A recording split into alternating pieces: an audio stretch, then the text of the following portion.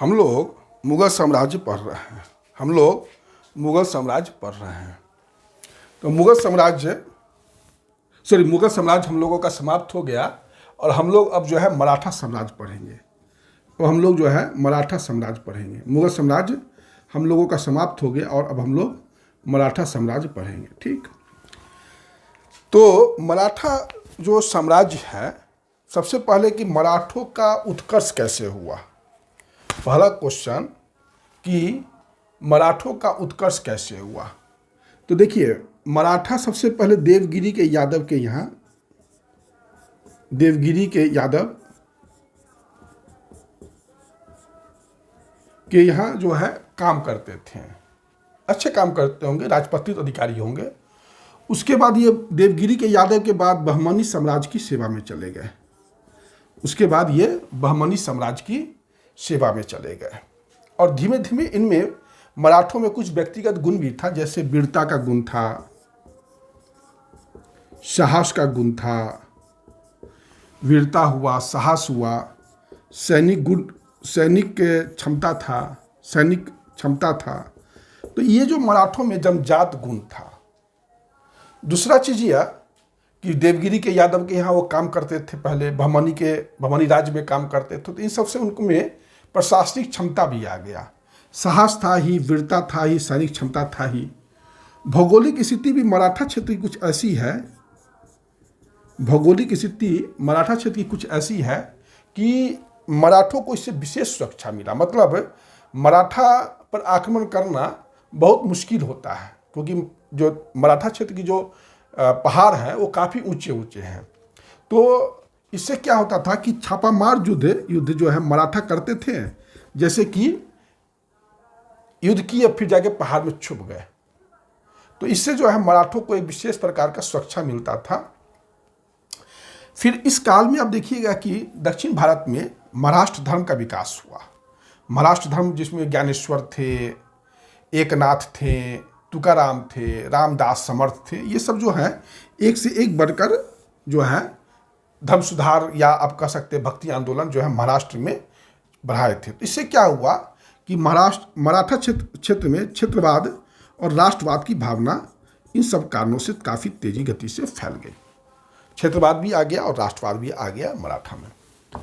इसी में से एक शिवाजी काफ़ी आप कह सकते हैं कि एक ऐसे वीर नायक के रूप में उभरे जिनकी गाथा आज भी मराठवाड़ा क्षेत्र में ही नहीं गाई जाती है, बल्कि हम उनकी साहस से प्रेरणा अभी भी ले सकते हैं, लेना भी चाहिए। एक एडमिनिस्ट्रेटिव जितने भी लोग चाहते हैं सेवा में जाना, उनको शिवाजी के आदर्शों से प्रभावित जरूर होना चाहिए। खैर, हम शिवाजी पर हम आपको बता रहे हैं, शिवाजी का जन्म जो है 1627 में हुआ था। शिवाजी का जन्म 1627 AD में हुआ था। पहला बात कि शिवाजी का जन्म कब हुआ था, 1627 AD में हुआ था। और शिवाजी की मृत्यु कब हुई थी, तो 1680 AD में हुई थी। 1627 AD में शिवाजी का जन्म हुआ था और 1680 AD में शिवाजी की मृत्यु हो गई। शिवाजी की माँ का नाम जीजाबाई था। शिवाजी की माँ का नाम क्या था, जीजाबाई। जीजाबाई जो थी देवगिरी के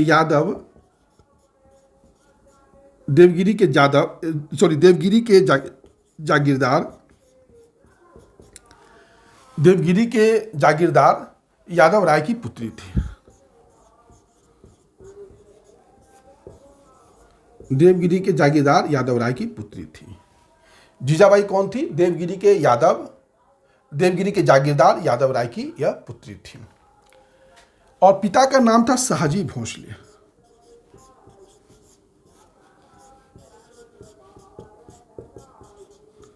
पिताजी का नाम था शाहजी भोसले। ये पहले अहमदनगर में एक सुल्तान के यहाँ एक सैनिक का काम करते थे। अहमदनगर के सुल्तान के यहाँ एक सैनिक के रूप में ये काम करते थे। और उन्हीं अहमदनगर के यहाँ जो देखो, पहले तो ये काम करते थे, मराठा जो थे वो देवगिरी के यादव के यहाँ काम करते थे, बहमनी के यहाँ काम करते थे।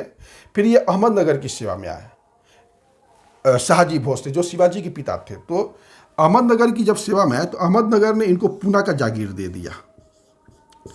अहमदनगर के राजा ने इनको पूना का जागीर दिया। फिर अहमदनगर के राजा ने जब पूना का जागीर दिया तो फिर अहमदनगर से मुगल का समझौता हो गया। अहमदनगर और मुगल में समझौता हुआ और कहा गया कि शाह जी को अहमदनगर अपनी सेवा में नहीं रखेगा बल्कि बीजापुर के पास भेज दिया जाएगा। अहमदनगर का यह समझौता मुगल से हुआ। तो फिर जो पूना की जागीर जो है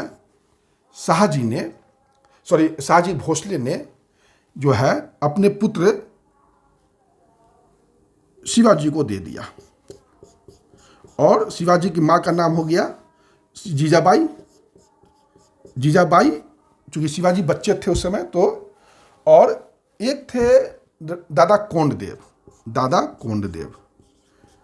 एक्चुअली सही बात यह था कि दादा कोंडदेव ही शाहजी का जो पूना की जागीर था उसको संभालते थे। तो शाहजी जो है अपनी एक और बीवी को लेके, और बच्चा था मतलब, उसको लेके चले गए बीजापुर के पास। और जीजाबाई और शिवाजी और दादा कोंडदेव को पूना का जागीर सौंप किया। एको जी करके थे उनके एक मतलब शाहजी भोसले के एको जी करके एक बेटा था, है ना। एक बेटा शिवाजी था, एक बेटा एको जी था। तो एको जी को लेके शाहजी जो है चले गए बीजापुर के पास, और जीजाबाई, शिवाजी और दादा कोंडदेव को पूना का जागीर दे दिया। तो शिवाजी के जो राजनीतिक गुरु थे वो दादा कोंडदेव ही थे। दादा कोंडदेव ही शिवाजी के राजनीतिक गुरु थे। यही है आपका, है ना।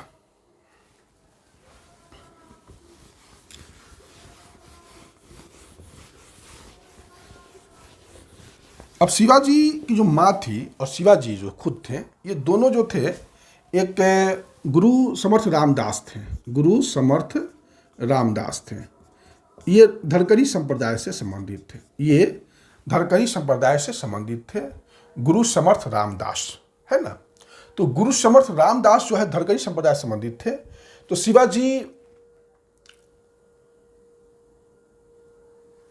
शिवाजी जो हैं वो गुरु समर्थ रामदास से काफ़ी प्रभावित थे, धरकरी संप्रदाय से ये काफ़ी प्रभावित थे, और इन्होंने अपना आध्यात्मिक गुरु माना। दादा कोंडदेव शिवाजी के राजनीतिक गुरु थे, वहीं गुरु समर्थ रामदास ये जो थे आध्यात्मिक गुरु थे। अब शिवाजी का व्यक्तिगत महत्वाकांक्षा थोड़ा बढ़ने लगा, तो शिवाजी ने क्या किया, बीजापुर क्षेत्र पर आक्रमण करना शुरू कर दिया। 1643 ईस्वी में शिवाजी ने सिंहगढ़ का दुर्ग जीत लिया। बीजापुर से जीत लिया, और फिर एक से एक करके शिवाजी ने बीजापुर के क्षेत्रों पर अधिकार करना शुरू किया। जैसे चाकन हुआ, पुरंदर हुआ, सूपा हुआ, जावली हुआ। ये सारा क्षेत्र जो है, जितने भी दुर्ग थे यहाँ पर, इंपॉर्टेंट दुर्ग थे, किला थे, चाकन, पुरंदर, सूपा, जावली, सब पर शिवाजी ने कब्जा करना शुरू कर दिया। अब जब शिवाजी 1646 में 1646 और 47 में को जो है बीजापुर से बहुत सा दुर्ग छीन लिया, जैसे कि राजगढ़, तोरण, ये सब किला जीत लिया। 1647 ईस्वी में शिवाजी ने कोंडाना जीत लिया। जब शिवाजी ने कोंडाना जीत लिया तो बीजापुर का सरदार जो था, बीजापुर का जो शासक था, उसको शिवाजी की बढ़ती शक्ति से काफ़ी चिंता होने लगा। तो चूंकि उस समय बीजापुर के पास ही शिवाजी के पिताजी जो थे शाहजी भोसले, वो वहाँ पर काम करते थे। तब यह हुआ बात कि क्यों ना जो है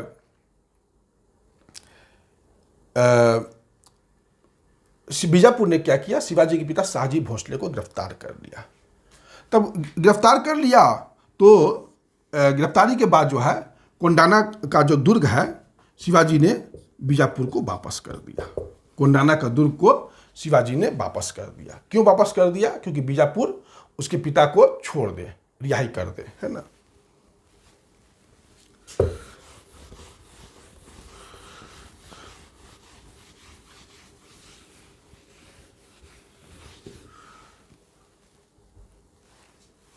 उसके बाद शिवाजी ने 1654 में जो है पुरंदर जीत